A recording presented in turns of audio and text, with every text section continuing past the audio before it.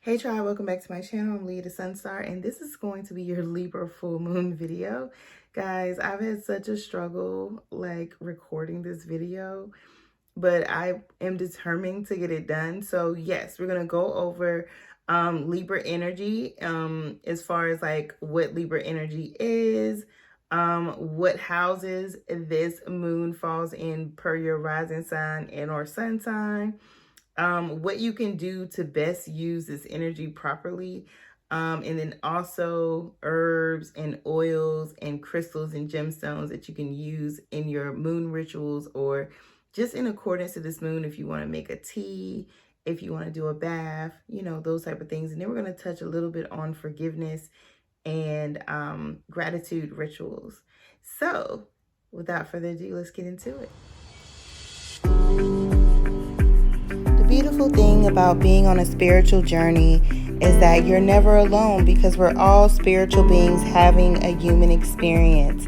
Thank you all so much. Welcome to my channel, and I hope you enjoy.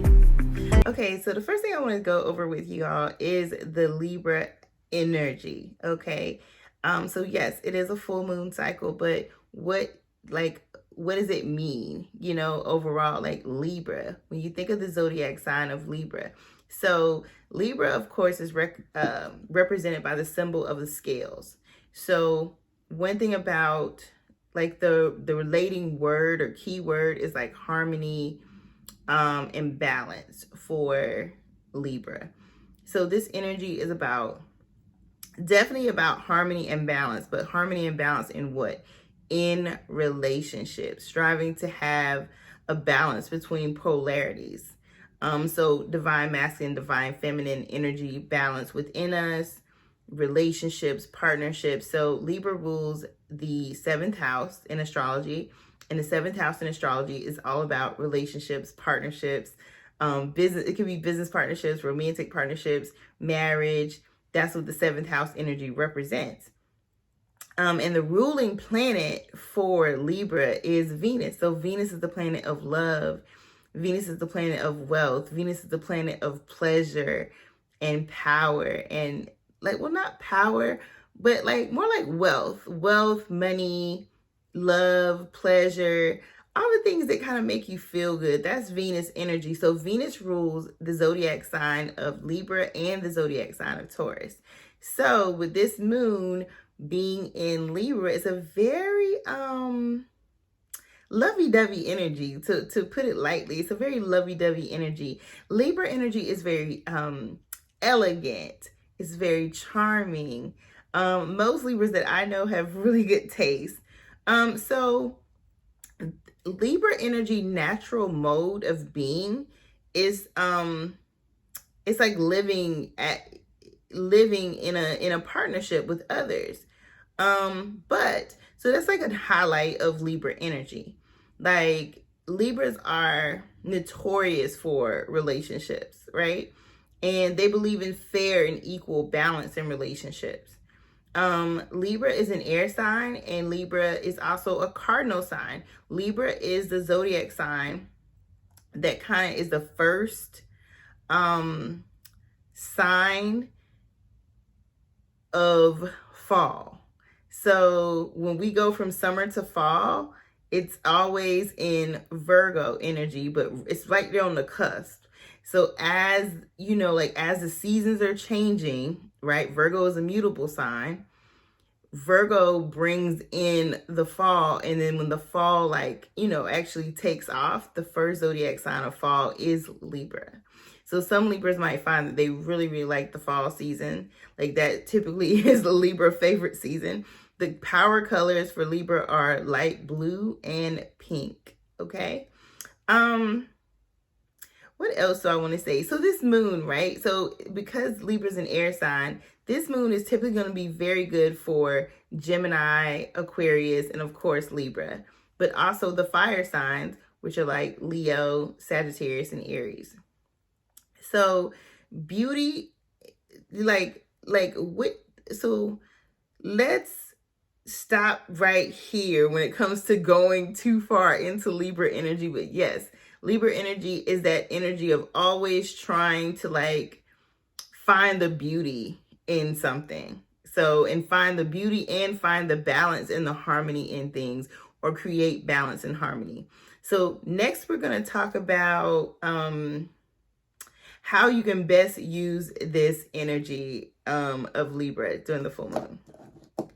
So a good thing to do during this Libra full moon energy is definitely check in on your partnerships, you know, your business partnerships, your romantic partnerships, to give those partnerships in your life energy. If you don't really have any partnerships in your life, whether it's business, marriage, romantic, I just think relationships. So it could be relationships with friends, you know, but it's focusing on partnerships basically. So taking time with this energy to take a look at your partnerships, take a look at what's working, take a look at what's not, take a look at what feels good, take a look at what doesn't, and see how you can bring it into balance. See how you can find a balance in whatever partnerships that you have in your life. Another thing you can do is definitely beautification. So just trying to make yourself feel good and feel beautiful, and whatever that means to you. Just feeling like you're your best self. Like, what can you do? Like, you know, is it like how you dress? Is it like you're paying attention to your body and what your body needs? Like, do you need to drink more water? Do you need to do some more self-love affirmations?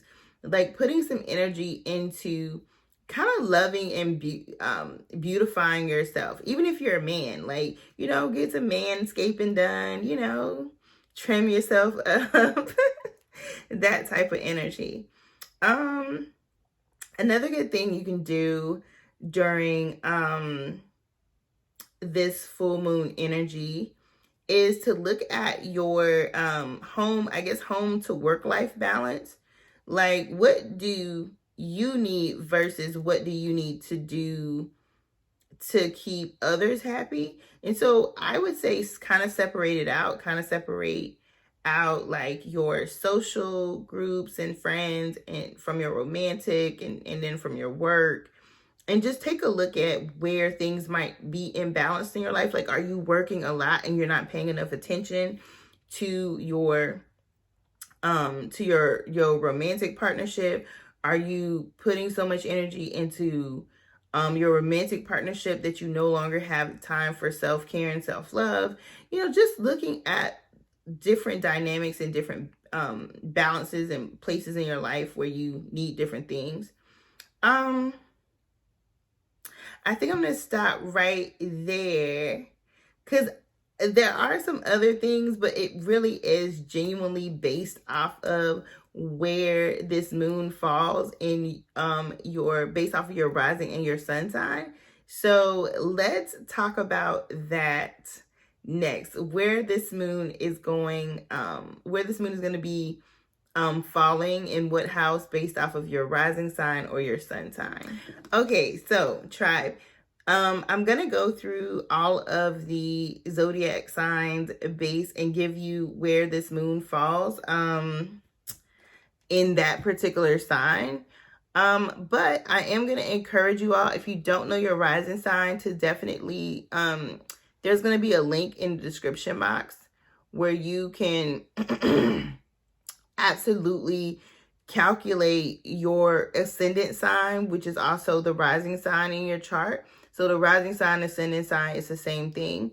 Definitely, if you know what city you were born in, the time you were born, and the place you were born, definitely do one of the free charts so you can find out what your rising sign is, because it's best to look at your rising sign when you're looking at moon energy. So let's kind of talk about the houses and where it falls. So for my wonderful, wonderful Aries, we're going to start and go all the way from Aries to Pisces.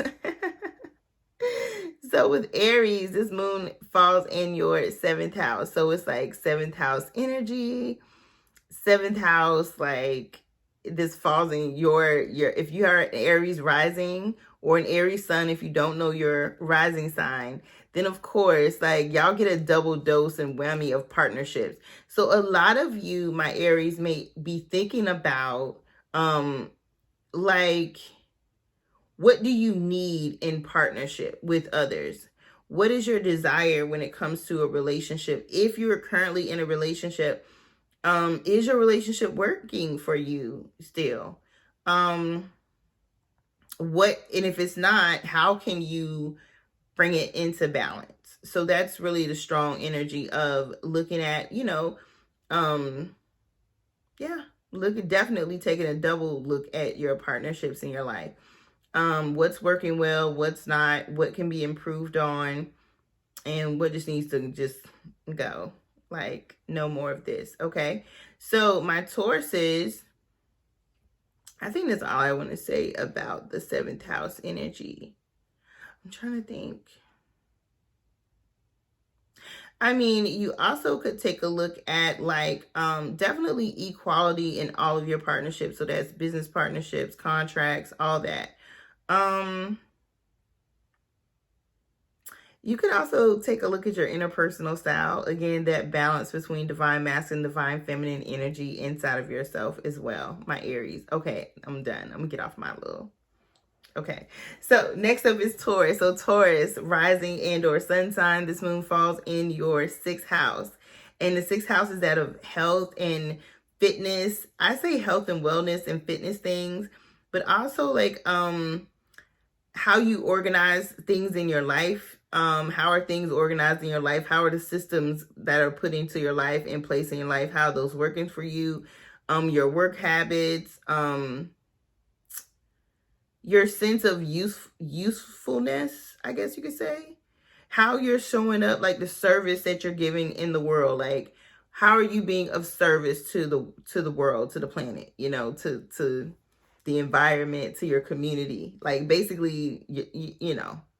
So with this particular moon, it's really all about where are you balancing like your health and your fitness with your, taking a look at your like your day-to-day routines, I would say, and how are things being balanced out between work and home and your self-care and exercise and fitness.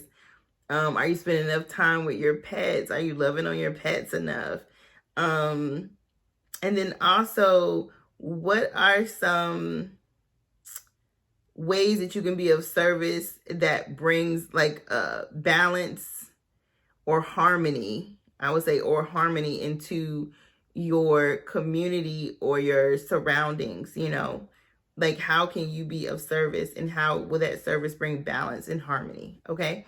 All right. So next up is Gemini. Gemini, this particular moon falls in your 5th house. And the 5th house is that of romance and love affairs and play and laughing, like playfulness, like creativity, fertility, having a childlike spirit, joy, and so joy, playing, laughter, self-expression. The 5th house can be a little dramatic too. So for you, my Geminis, you are really looking at love and romance. What makes you, who or what makes you feel romantic or brings out that side of you? Like,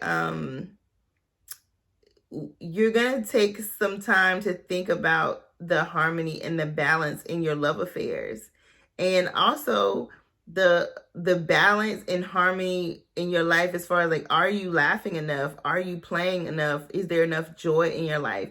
Are you doing things that brings you joy and sparks your creativity? And if not, how can you do more of those things or bring more of those things into a balance in your life? Like, do you have enough romance and love in your life? Or are you working too much? Like, what's the balance and the harmony between like your joy and your fun and, your love and other things that are going on in your life? So really focusing on your 5th house energy. All right. My Cancer is up next. Cancer, this moon is in your 4th house, which is your house. Like, Cancer rules the 4th house, which is interesting. So my Cancer risings and or sun sign. The fourth house is all about home, roots, family, self-care, your emotional foundations, mother, children, women, femininity. That's fourth house energy. So you all could be really trying to beautify your home during this full moon, or get like an ink an itching to beautify your home, shop for your kids if you have kids, or your godchildren, or you might just be feeling really motherly. Like, I want to be in the house, I want to bake, I want to cook, I want to beautify things.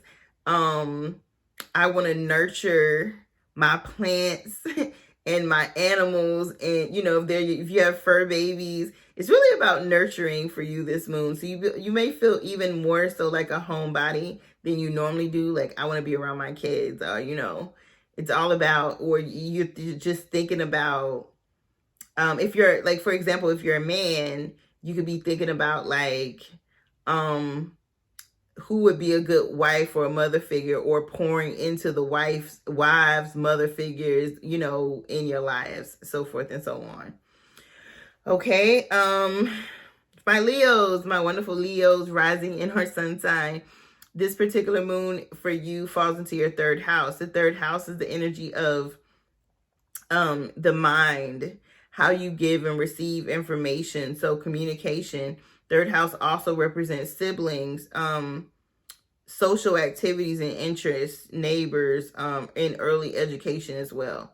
So with this particular moon, my Leos, you may be wanting to reach out and talk to people or listen to people. You might be writing a lot, writing or verbalizing, like talking, either way. But you're going to feel the need to get it out, whatever it is, like writing in a journal, talking to somebody, a friend, a therapist, a sibling. You're just going to want to get it out.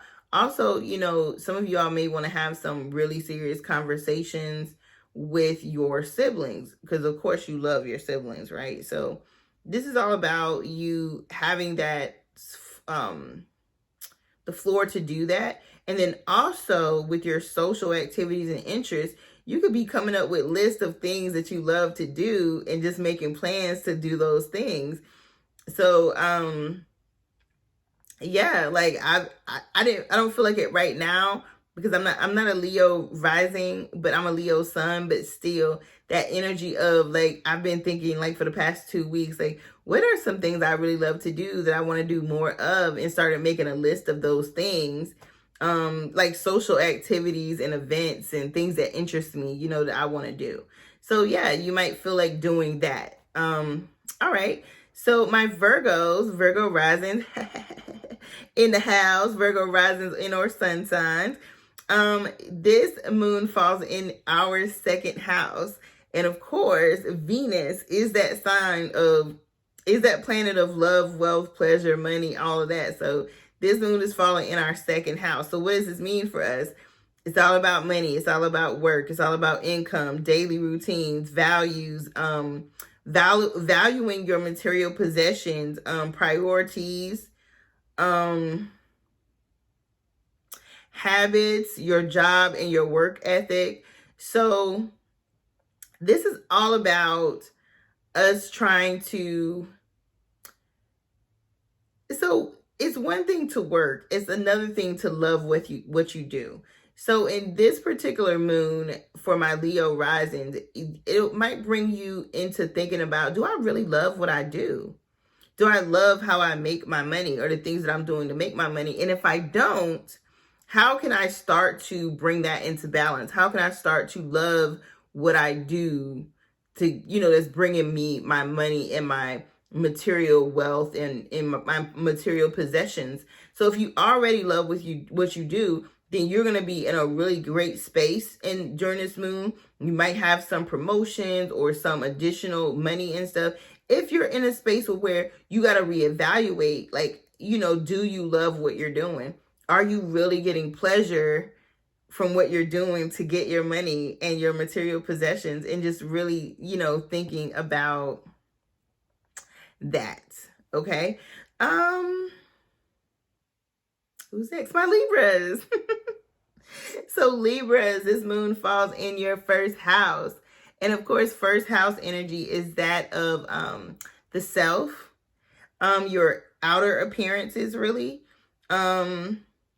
Beginnings are represented in the first house, like first impressions. How do you want to show up in the world? How do you want people to first see you or interact with you? This is about first impression, attitude, first impression, like your body, how you identify, your approach to life. Okay, so my Libras, y'all are gonna be definitely trying to do some spas. Like if you're a Libra rising and or sun sign, but definitely my Libra rising, you all might find yourself wanting to go to a spa, wanting to go out to a fancy dinner, wanting to treat yourself, wanting to look really, really sexy and beautiful, and just kind of show up like, here I am in all of my wonder and my beauty.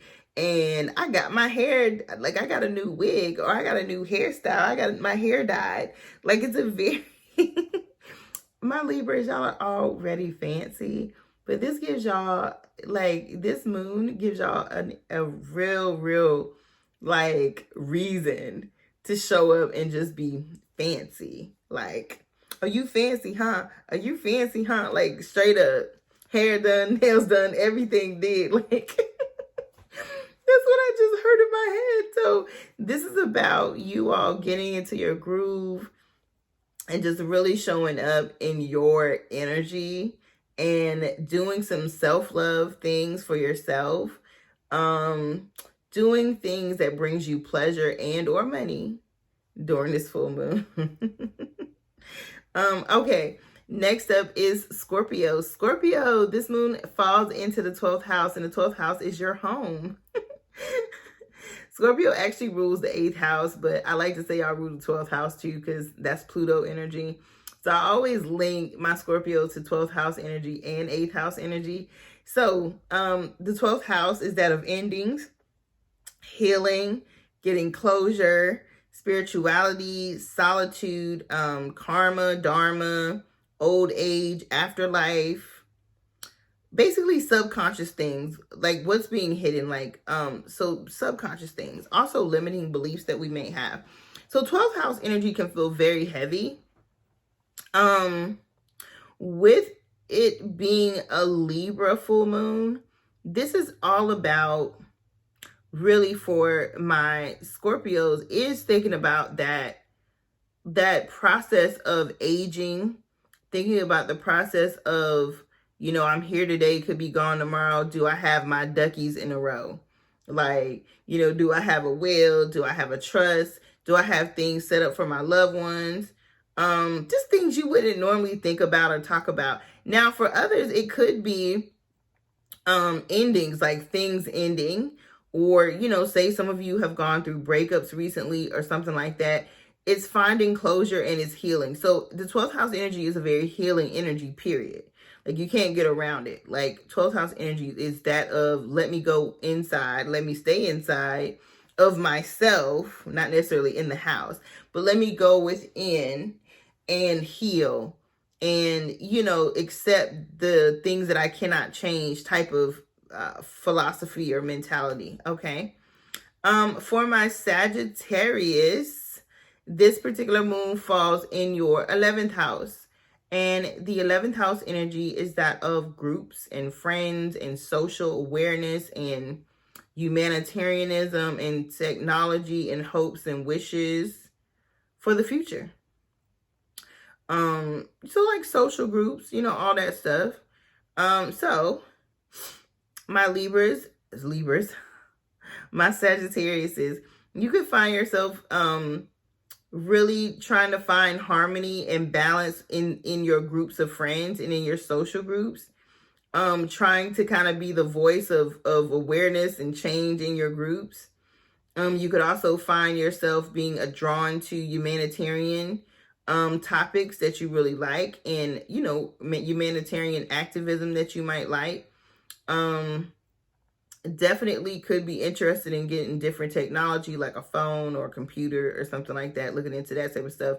But this house also makes you really think about what are your hopes and your wishes for the future for yourself. or for those around you. Like, what do you truly desire? And what are you hoping for? And, you know, what are your wishes for the future? All right. For my Capricorns, this moon is in your 10th house. And lo and behold, Capricorn rules the 10th house. So again, this is about work, work, work, work, work, work. So Capricorn, my Capricorn risings in our sun sign.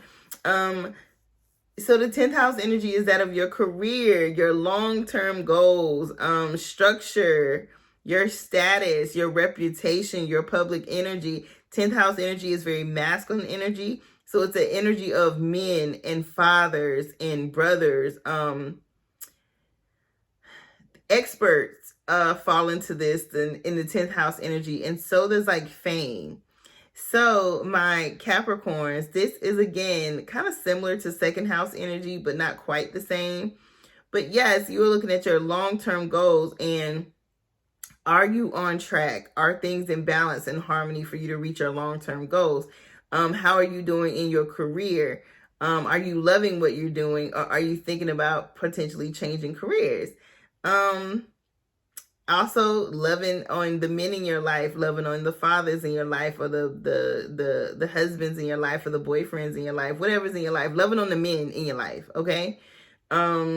Making sure that you are, you know, in harmony with those key male figures in your life, if you have some, hopefully, you know, and also looking at how you bring balance into how is your reputation right now? Is there a harmonious view to you, or is there a chaotic view to you, and how you can bring that in, you know, how you can shift that and change that. Okay. Next up, we're almost finished, is Aquarius. Aquarius is 9th house energy. And, you know, typically the 9th house is ruled by Sagittarius. So Aquarius, the 9th house energy is all about travel, typically traveling abroad, but it could be traveling, you know, domestically too. But wisdom, also philosophy, higher education, law, religion, cross-cultural relations. Engaging with other cultures, learning, all types of different learning. Ethics falls into the 9th house as well. So some of you all could be definitely planning some trips with some friends, or planning trips, you know, getting your summer trips together, getting your summer trips lined up during this energy, deciding what you're going to do, deciding how you're going to pay for it. Some of you all could be thinking about going back to school, you know, doing different things like going back to school, or how you're going to balance your home life and your work life and your school. If you're thinking about going back to school, how can you bring those things into harmony? Or if you're currently in school, how can you bring things into harmony and balance in your life if things are kind of like not balancing out when it comes to having time to study and do what you need to do versus all the other things that are going on in your life. Okay. Next up is Pisces. And last but not least, of course, this is the 8th house energy. So remember, I was saying that this is Scorpio energy. So typically Scorpio rules the 8th house, but for this particular moon, it falls in Pisces. Pisces in 8th house. 8th house is the house of merging. On different levels of merging. So sex, intimacy, shared finances, inheritances, taxes, loans, assets, property. But these are all joint. So merging, the merging of those things, or if they're already merged, you know, looking into those things. So like joint ventures, joint goals and stuff like that. So other people's money, I say other people's money or joint money. Okay. So joint, I think I'm saying it right. I don't know. Don't come for me. Okay. All right. 8th house energy. So, my Pisces, y'all might be feeling a little frisky during this time, and you might be looking at your sexual relationships or intimate relationships and trying to see, are things fair and equal in the bedroom? Also, are things equal and fair when it comes to the finances in your life? So like if you have roommates, are your roommates doing their part, you know what I'm saying, or paying their share? If you share a space with adults, is everybody contributing to the household? Is it equal money wise? Do I have my taxes and stuff, if there's any joint taxes or anything like that? Are all those joint loans and stuff like that? Looking into those things, and if those things are actually intact, or if they need some work or they need some discussion. All right, guys, so that is the how this Libra moon is showing up in each zodiac sign. So next we're going to talk about gemstones that are good for this energy. Okay, tribe, so this is about the gemstones and herbs. So we're going to look at gemstones, crystals, and herbs that you can use during this particular moon energy. So I'm going to talk about, so there's 6 stones. So blue topaz is a good stone, aquamarine, labradorite, morito opal, jade, and tourmaline. And there are different types of tourmaline. I just say any type of tourmaline. Black tourmaline, rainbow tourmaline, just tourmaline. Okay. Some herbs and or oils that are good for the vibration of Venus energy, Libra energy, and air energy. Okay. Apple blossom, which is like a flower, so to speak. Catnip, which is a herb. Lilac, which is a flower. Lavender, which is a herb, or you can do essential oil. Lemongrass, you can do the actual lemongrass stock or oil. Essential oil. Marjoram, which is a herb. Mugwort, which is a herb. You can't ingest mugwort, I don't think. I don't think mugwort is ingestible. I could be wrong though, but I don't think so. Plumeria is a flower. Cardamom, you can use the herb or oil, essential oil. Geranium, which is also a form of rose. You can do the actual herb or flower or the essential oil. I love geranium essential oil. Roses, of course, the flower. You can do dried roses like in tea, or you can do rose essential oil. Spearmint, the herb, or you can do the essential oil, and then thyme, the herb. Okay. All right, guys. The next and the very last part of this video, we're going to talk about forgiveness rituals and gratitude rituals. All right, so we're going to end this video off with a gratitude and forgiveness ritual. So the instructions for the ritual will also be in the description box. So one thing I encourage people to do every full moon is a forgiveness ritual and also a gratitude ritual after your forgiveness ritual. So basically, to just sum it up, you're going to make a list of the people, places, or things or situation that you need to forgive.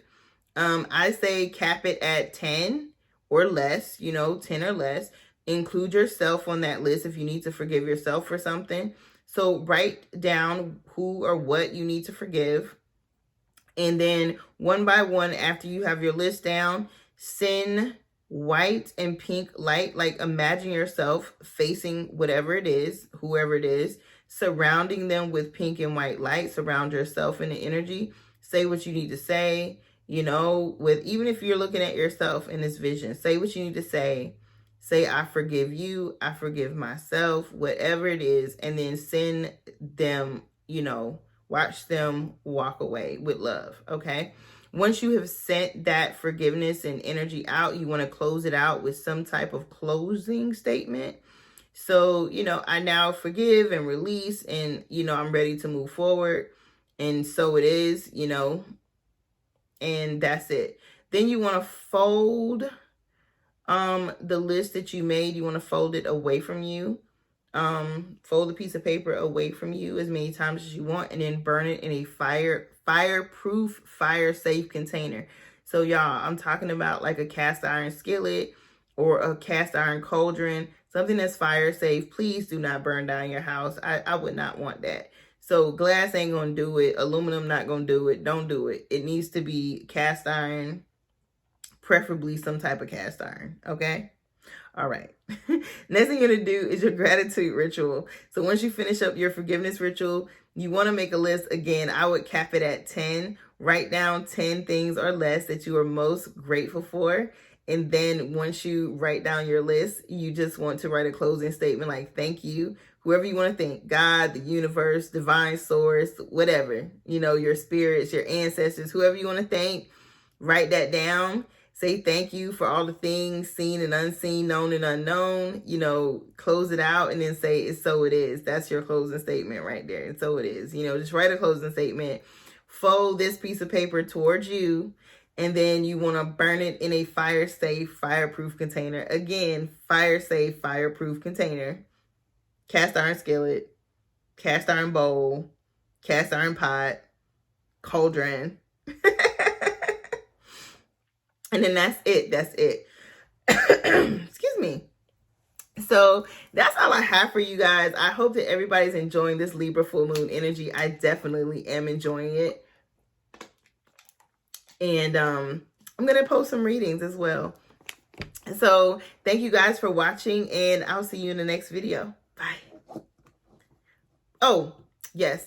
Please don't forget to like, share, and subscribe, and comment, and hit that notification bell. All right, bye.